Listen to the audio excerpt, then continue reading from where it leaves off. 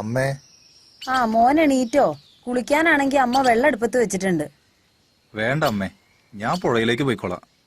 എത്ര കാലായി ഒന്ന് പുഴയിൽ പോയി കുളിച്ചിട്ട്. പുഴയോ? പുഴയിൽ എന്നോടൊപ്പം മത്സരിച്ച് നീന്തിയിരുന്ന സുഹൃത്തുക്കളെല്ലാം ഇപ്പോൾ എവിടെയായിരിക്കും?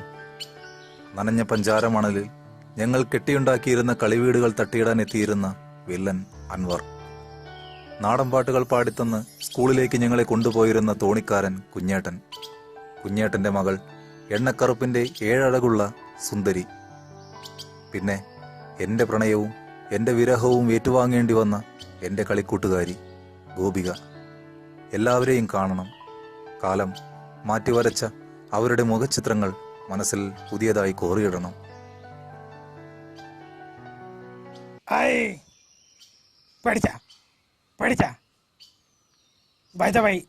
അൻവർ.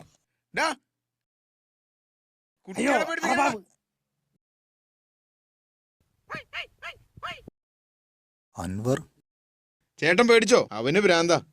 അവൻ കുറച്ചു കാലം ഗൾഫിലായിരുന്നു. അവിടെ അറബിയുടെ മകളെ പ്രേമിച്ചത്രേ. ഇവിടെ ഇപ്പൊ ഇതാ അവസ്ഥ. അല്ല, ചേട്ടൻ എനിക്കണ്ട് മനസ്സിലായില്ലല്ലോ.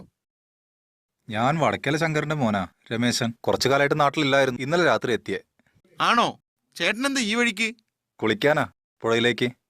ശരി ശരി. ഇതിലിപ്പോ ആർക്കാ ഭ്രാന്ത്?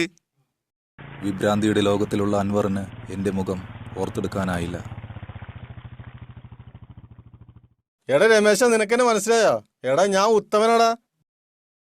എടാ ഉത്തമ, നീയാകെ തടിച്ചു കൊഴുത്തല്ലോ. നീ നാട്ടിൽ തന്നെയാണോ ഇപ്പോ? ഞാനൊരു പഞ്ചായത്ത് മെമ്പറാടാ. നീ വന്ന വിവരം ഞാൻ ഇന്നലെ പാർട്ടി ഓഫീസിൽ നിന്നാണ് അറിഞ്ഞത്. പിന്നെ നീ കല്യാണം കഴിച്ചിട്ടില്ലാന്ന് അറിഞ്ഞു. ആ പഴയ പ്രേമൊക്കെ ഇപ്പോഴും ഉണ്ടടാ? ഏയ് ഇല്ലടാ. നിനക്കെന്താ? ഇതെല്ലാം മറക്കാൻ വേണ്ടിയല്ലേ ഞാൻ ഈ നാട് വിട്ടു പോയത്. ഞാനൊരു കാര്യം പറഞ്ഞാ എന്നോട് ദേഷ്യം തോന്നരുത്. ഗോപിക ഇപ്പൊ എന്റെ ഭാര്യയാണ്. ഗോപികയോട് കാത്തിരിക്കാൻ ഞാൻ പറഞ്ഞിട്ടില്ല. എങ്കിലും എന്തോ.